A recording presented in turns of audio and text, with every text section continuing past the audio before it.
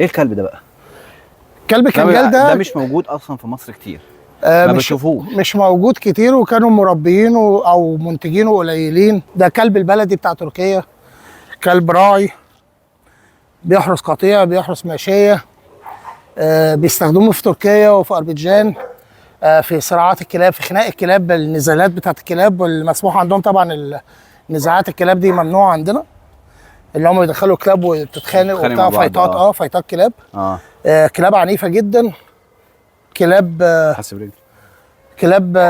كلاب شرسه جدا تجاه الحيوانات. الا ان عيبها من العيوب اللي انا بسجل ان هو عيب، ان هو مش كلب شرس للغرباء يعني.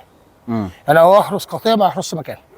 يحرس مكان. ده برضو وجهه نظري. ممكن حد يقول لك لا كلام مش مظبوط، طبعا لكل قاعده شواذ، وهتلاقي كلاب شرسه.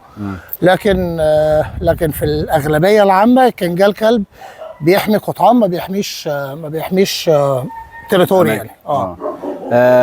ده الكلب البلدي التركي بتاع تركيا. تركيا يعني. انا بصوا يا جماعه الكلب البلدي بتاع تركيا عامل ازاي. ده بتنصح بتربيته ولا؟ هو كلب سيف جدا، امين على الاطفال جدا. بنصح بتربيته للناس اللي عندها مزارع، ان هو يتربى في مزرعه، طبعا من الكلاب الحلوه جدا في المزارع وحراسه المزارع.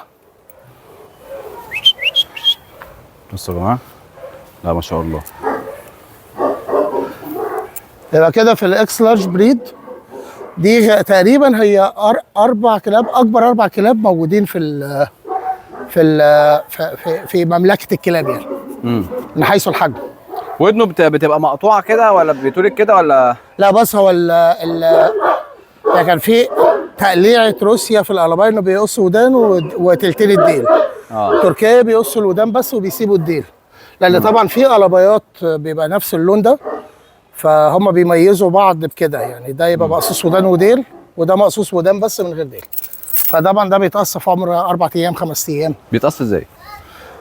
بيتقص بوصافه مقص، بيتقص وبيتكوي بمكنه لحام.